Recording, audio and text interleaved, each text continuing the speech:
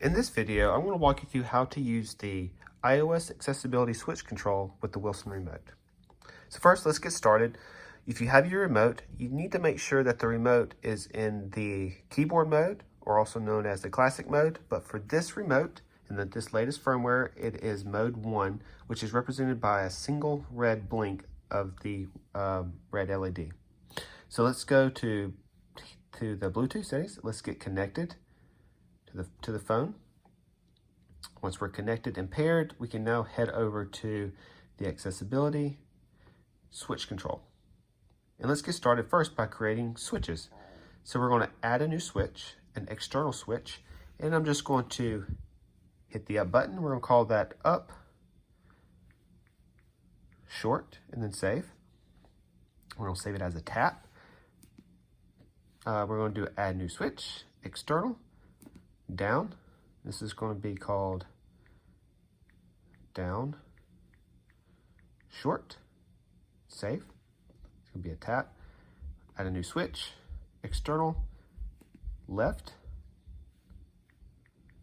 left, short, save as a tap. Add a new switch, do the right, save that one. Now we have the basic short presses laid out. Now, this remote has the capability to have optional inputs, key reports, by doing a long press on the buttons. So let's set that up as switches. So let's go add new switch, external. We're going to click the up button, hold it down for a second, release, and we're going to call this up, long. We're going to save that, tap and save, add new switch, external. We're going to do left, hold it for 1 second, let go. We're going to call this left, long. We'll save. And then we're going to do one more. We're going to call it external, right, long. And then save that. Save it as a tab. So there we go. So now we have all of those set up. Now you might be wondering, why did I not do it for the bottom? Well, the bottom on this remote is set up to toggle the iOS keyboard on and off. And I'll demonstrate that for you right now as we move to the next step. The next step is recipes. We need to create a new recipe. So let's create a new recipe. We need to name this new recipe. But when I go to name it, the keyboard does not come up. But if I hold the bottom and release, it comes up. And we can do Wilson.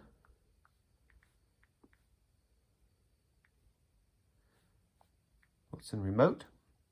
And of course, we can also toggle it on, or we can even toggle it off just like that. Now we need to assign switches to this, and let's go to the up short. We're going to create a custom gesture, and we're just going to record a gesture like that. Assign a switch. We're going to go to down short, custom gesture, record, save. Now we're going to do left short, custom gesture, just like that. Save. Assign a new switch. Right short, custom gesture, swipe right, and save. Now we have those custom gestures. Let's go back. Launch recipe. Let's make sure the Wilson remote is selected. Let's go back to switch control. Let's make sure our scanning style is set to manual. Our auto hide is set to 1 second. And let's go ahead and enable switch control. Now for this demo, I'm going to use the Turner watch. So let's go ahead and bring that into view. So let's go to our Turner watch settings. Let's go to the preferred, which is the swipe. And I'm going to set it to 135 by going up, right, right, right, down, right.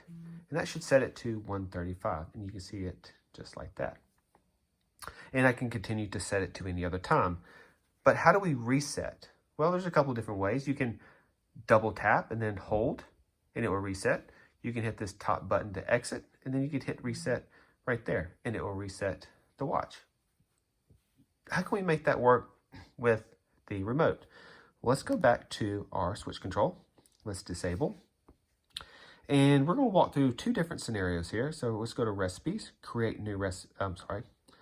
Go to this recipe, and we're going to assign a new switch. So let's do left long and a custom gesture. And if you remember, to exit the preferred swipe screen, you have to tap that corner. So we have to hide the controls, tap that upper corner just like that. And we got to wait 10 seconds for those hidden controls to come back. And once they come back, then we can save that to the switch. We save that, and then let's go back. Let's go back. Let's turn it back on, and let's see how we did.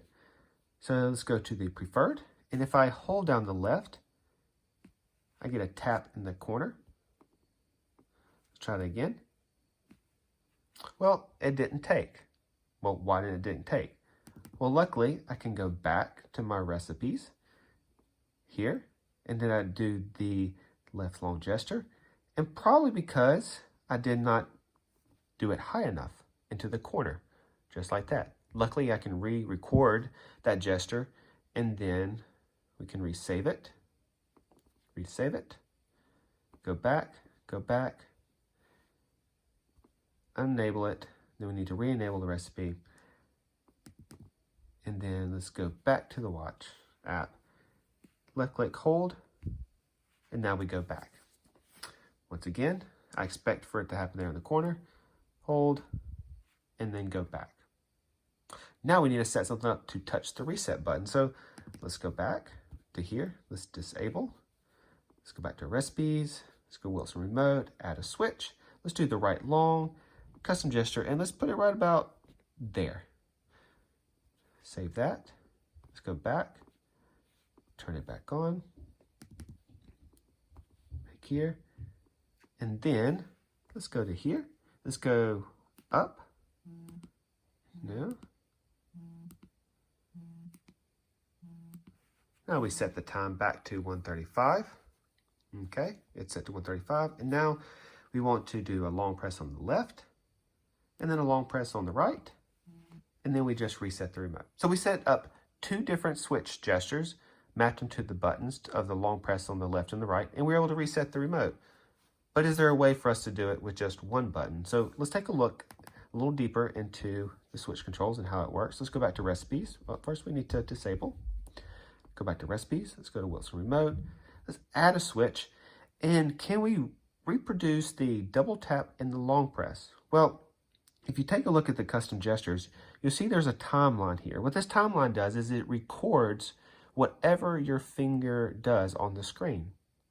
And then it replays that. So if I do tap, tap, and then hold for a period of time, and then stop, and then save, let's see if that will work. So let's go back. I'm sorry, we need to first enable.